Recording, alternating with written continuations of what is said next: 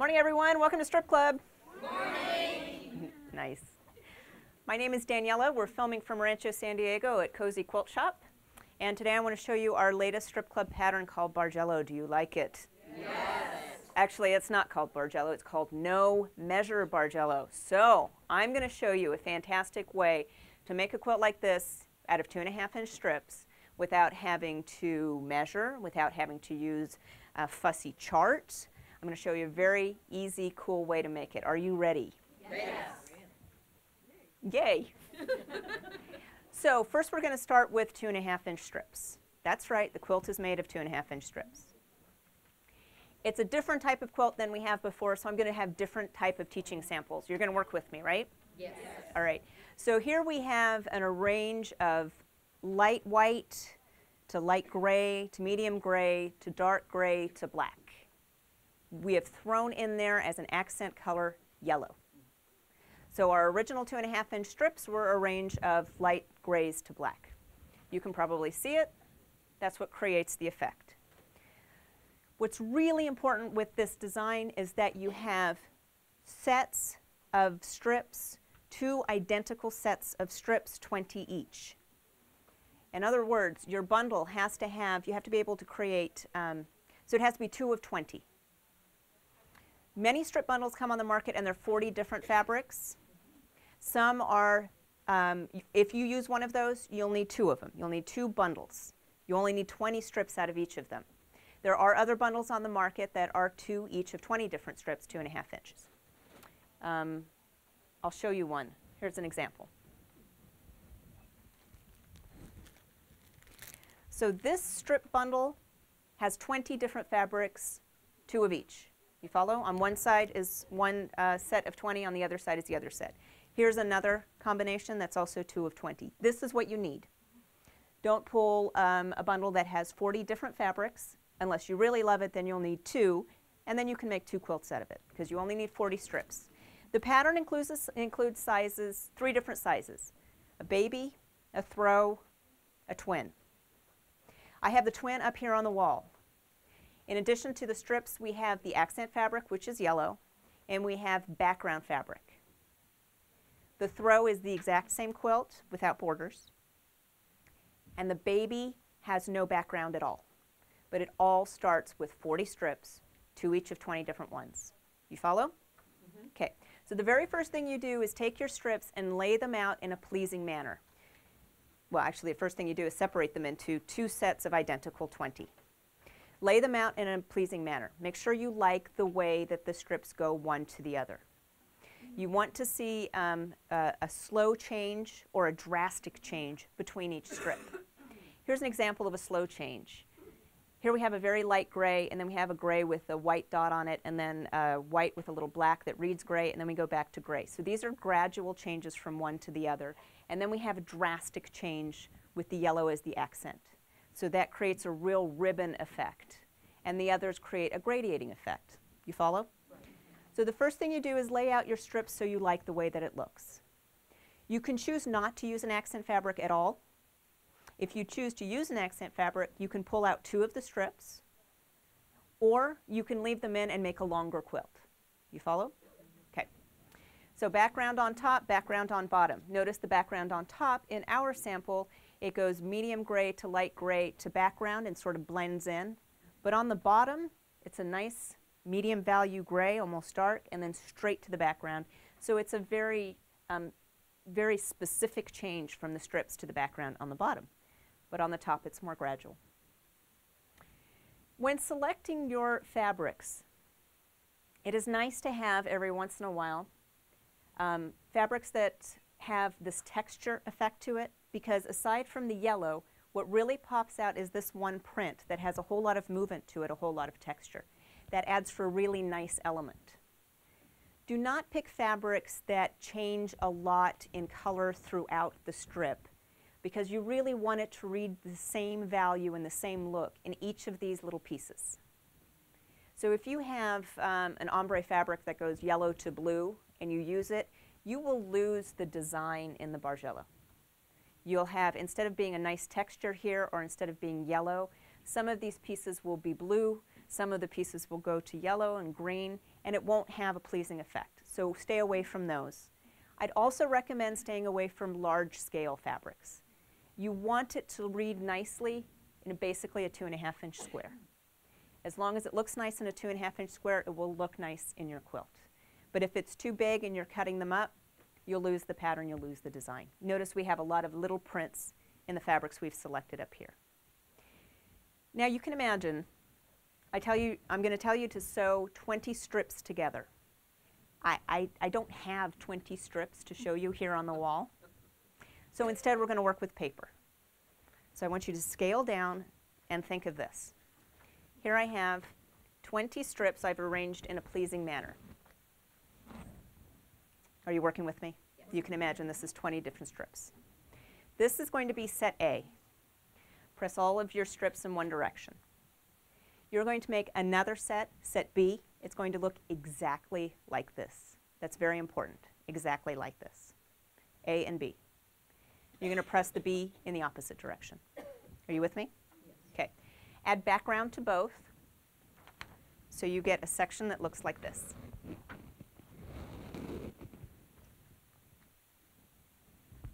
So this is background. In this case, the background's a dark background.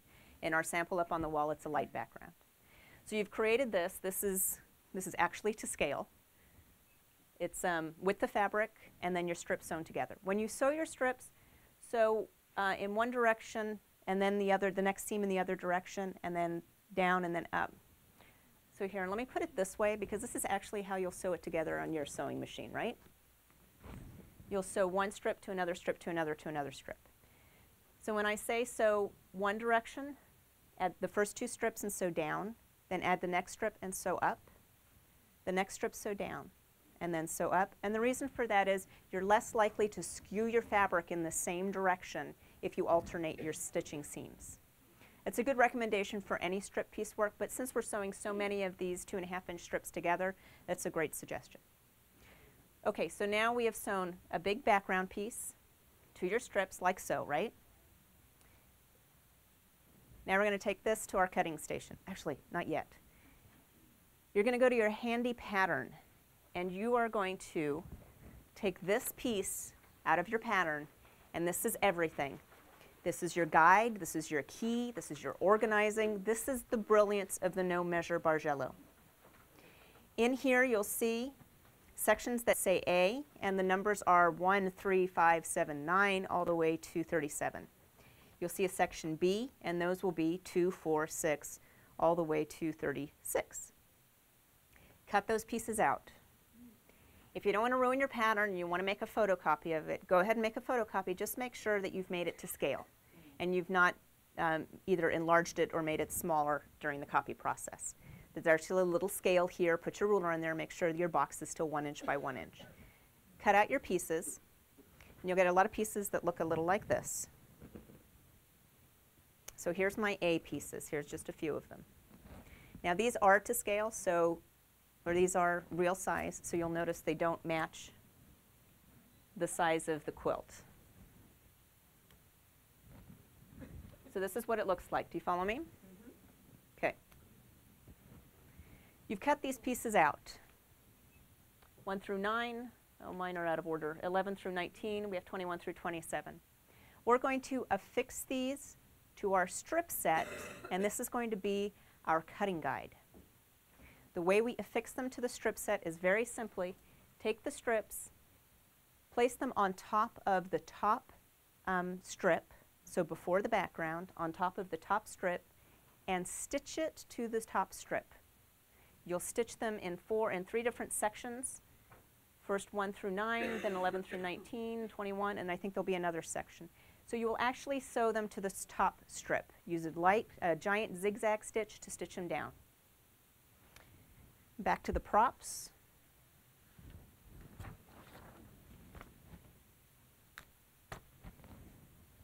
So here I have an example. The paper is stitched onto the top strip.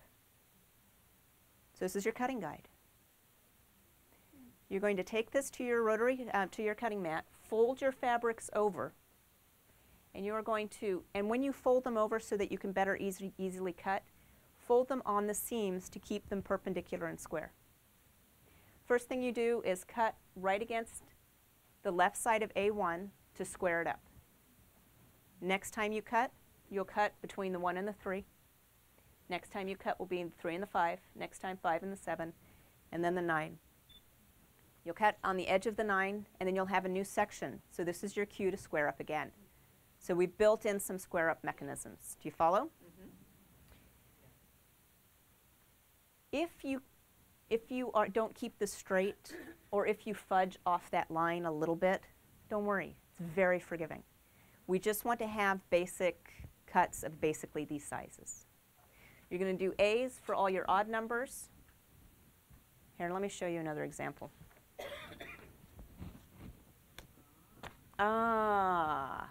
Make more sense? So you're going to make these cuts simply using this paper as your guide. Simple as that. No measure. Best of all, your pieces are now sewn onto your strips, and they're numbered. So we had all of our A's with odd numbers. Then we did our B set with even numbers. You guys notice A's are pressed one direction, B are pressed the other direction. A's are odd, B's are even. You see what's going to happen next? We're going to start to sew those together. It doesn't matter if you get them out of order or if the cat plays with them, because they're numbered and they're stitched on. So I have a couple of different samples. Now we'll go to real fabric. Is that making sense to you? Here is an example of an A piece. A1, although now we can stop calling them A because they're numbered. And here we have an example of B. And now you can see that they're really long strips. Here's 2.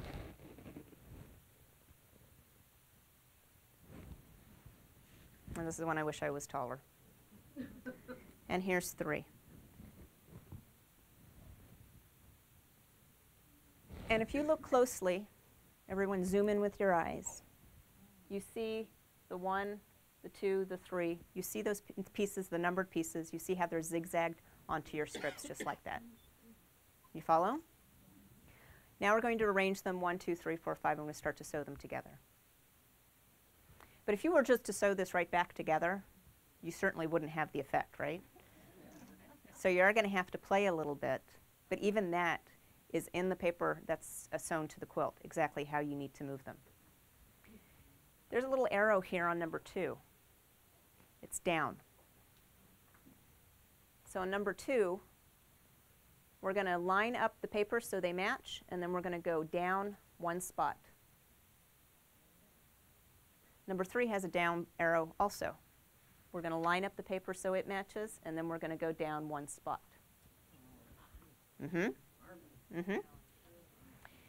You'll have a series of down, and then it'll go up, and then it'll go down, and then it'll go up. And you'll sew those together. Now you're probably thinking, Daniela, that's all good and well, but I don't have enough background here to finish off the top. So the first thing you do is to find, well, if you look on the quilt, in the very first strip, you'll see there's background on the top and bottom. So we have to move some of the background from the top to the bottom. And we do that very simply by folding our background in half on piece A1, excuse me, not just A. This is our background. You can't see it because it's white on white, so you just have to trust me. I fold it in half so it's about here, and then I'm going to cut that piece right at the fold. I'm going to take the top piece, and I'm going to attach the top piece to the bottom. Trust me on this. Goes to the bottom. Yeah, that's when I wish I was taller. Here, let's go up a bit more. Okay, so now with this piece, I've moved this down 1 step, right? To determine where to cut the background that's on top of piece 2, I just line it up to piece 1, sew it together.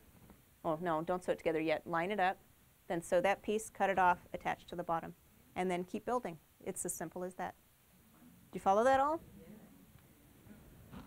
The pattern will tell you too.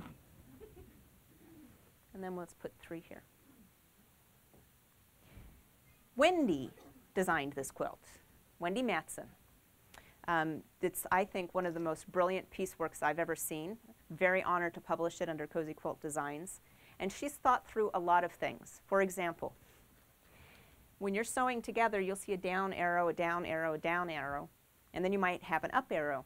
She's made that a bold arrow so that you don't miss that now's the time to start going up. But I will tell you this. If you don't do it exactly like the pattern says, it just means that you won't get exactly this design. As long as you only go down an increment of 1, you can create whatever design you want. And I challenge you to do different designs by next week. Yes, sir. Yes, seriously. So it's the same idea no matter what colors you use. Then you're going to sew your strips together, making sure the tops are even, the bottoms are even. If they're not quite even, then just trim them to square them up, top and bottom. You're going to add your border 1, border 2. The pattern has full directions to make this fun flange inner border. Especially with this quilt, we wanted a little sparkle on the edges that matched the accent on the inside, so it wasn't all monotone and boring. And then we added this fantastic, you can't see it, but it's a bit of a textured black. It reads solid black, but it's got a texture to it. It's just wonderful. If you don't like the yellow, in our strip sets, they were all grays. You don't have to add yellow. You could add something a little more spicy. Your classic grays and black with red. You could add a hot pink. Or how about blue? Just something that has, it's a nice, bright, cheerful color that pops. You can create your own ribbon effect. Or you don't have to have the ribbon at all, or you can make it a real solid black, or you can make it a solid white, or you can make it a solid gray if you wanted to make a monotone quilt. No measure Bargello, do you like it? Yes. Okay, I think I need to say it again. Wendy Mathson designed this. She did a fantastic job. We're thrilled to death to have this in our strip lineup pattern. Just beautiful. Now I want you to imagine it in other colors. Yeah. No, everybody worked to it. Are you imagining? Yeah. Good. Christmas. Boy, wouldn't that be lovely? Oh, there's so many possibilities. And we happen to have a couple. You want to see more colors, don't you? Yes. Okay, this is Wendy's quilt. So this was Wendy's creation. Yeah, is up and down? We don't know. We hung this upside down the first time we hung it. We just call it a different design element. Now here we have no borders. So when I spoke before about no borders, she started with a strip set. So this was a strip set that was on the marketplace, and I think she added this peach color to give it that accent. Now notice her background is different than our background. Our background reads solid. Hers has a little print to it, a little movement and activity. She recommends that to help hide the seams. Her background fabric here, it's not a solid. It's got a little texture to it. It's got that little print in it. And the little, something with a little print hides the seams a lot better. Not that you see the seams in here, I don't think. But it's just another option. So this was Wendy's version of her no measure Bargello. I told you before, throw doesn't have borders, so here's your throw size. It's a very large throw. Very pretty, isn't it? Would you like to see another sample? Yes.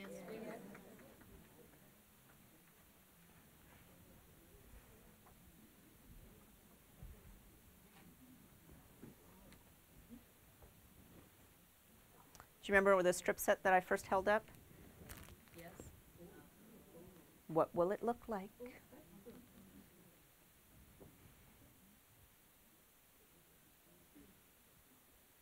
Forgive us if we hold it upside down. We can't tell from the back.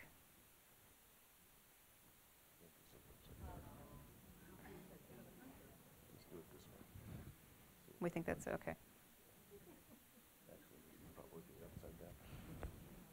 Well, if it is technically upside down, we're going to let it slide. I think you got it right. Do we have it right? Yes, you have. I don't think you can be wrong. No. Oh, it's so pretty. It's so pretty. Look at those warm colors. For the hunter. Mm-hmm. No accent fabric in this one. So there's no specific accent. There was just such a nice blend of different colors in the strips. No need to have an accent. And then again, we have that very thin inner border, that flange. Oh, it's just so pretty. Different for us, right? Yes. Yeah, love it. I think Wendy did a fabulous job. So this is the third sample we have for you. And this is also a twin with the borders. You want to see one more? Oh, yes. 2 more? I'd like to see more too. Can you have them for me next week?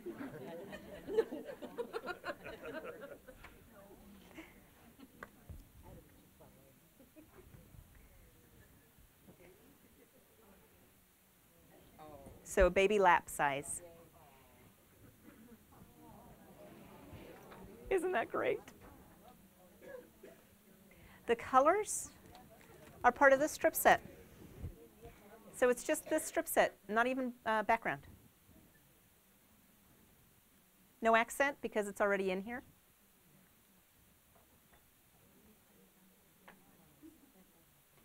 Pretty, huh? Do we have any questions? It's that easy? No questions. Yes, ma'am.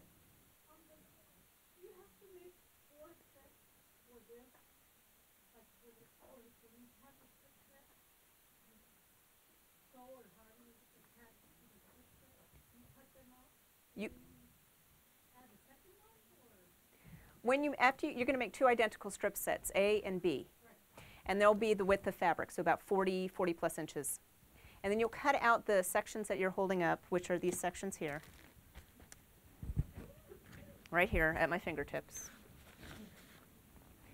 And for section A, there's 4 rows of pieces, numbered 1 through 9 in odd numbers, and then to 11 through 19, 21 to 27, and 29 to 37. So you'll cut out each of those 4. Those 4 pieces, when you put them in a row, are roughly 40 inches wide, one after the other. You'll do 1 through 9, and then 11 through 19 right next to it, and then 21 through 27 next to that. So they're edge to edge. And so all of this will fit the width of fabric for A, and then we have the same thing for width of fabric for B. So the only thing you will need is to cut this section out and sew on these 4 pieces to A and these 4 pieces to B. Does that answer your question? Okay. You're welcome. This is everything. This is worth the price of the pattern right there. Yes, ma'am. That's a very good question, and I had the same question. The question was, is it easier to stitch it on or use the freezer paper? Stitch it on, because you really want it to stay on. Okay, a step I forgot is take it off after you sew your pieces together. But if you use freezer paper, you risk the chance of it lifting up. You are going to be sewing those pieces. You are going to cut them. It could move. If you want to be double secure or you just want to make life a little easier, you can photocopy it onto freezer paper and then stitch it on, press it on with the freezer paper and then stitch it on. But it's an easy zigzag stitch will be sure it stays on. So I would recommend stitching. Yeah, not the freezer paper. Any more questions? Are you excited? Yes. Are you inspired? Are you going to go home and do it? Keiko, you said you wanted another one. This is a work in progress. Look at these fabulous colors. Right side up, upside down, doesn't matter? Okay, yeah. I love it. Yeah, it's going to be great. God bless you. This is inspiring because to have a customer bring it up, excited and eager to share. Yes?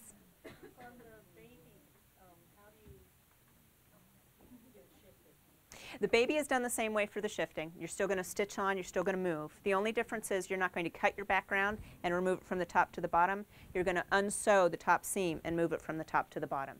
Because if we go back to the baby, let's go back to the baby. You'll notice that there's piecework all the way to the edges, top and bottom, left and right. So once you've established A, and then you add B to it, and you move it down, you're going to remove a piece from the top of B down to the bottom and C, and then so instead of cutting the fabrics, you'll unsew a seam and then reattach it to the bottom. Nice? Nice. Very nice. Yes, I know you're thinking. I know. No, I'm not thinking. I can figure out. Any more questions? No more questions? Well, if there are no more questions, I thank you for coming, and I invite you back next month when we'll have another pattern that uses 2.5-inch strips.